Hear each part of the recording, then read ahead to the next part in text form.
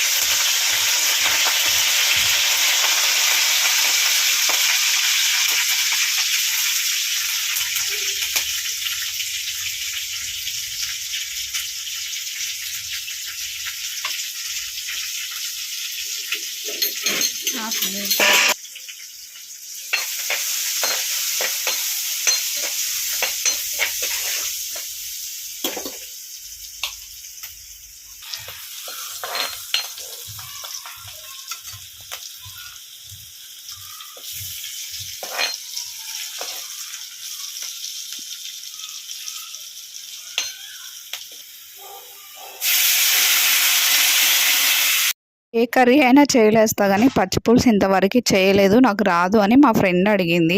నీకు వస్తే నాకు కూడా చెప్పే అంటే, సరే చెప్పడం ఎందుకు, ఒక వీడియో తీసి యూట్యూబ్లో అప్లోడ్ చేస్తా అని చెప్పా.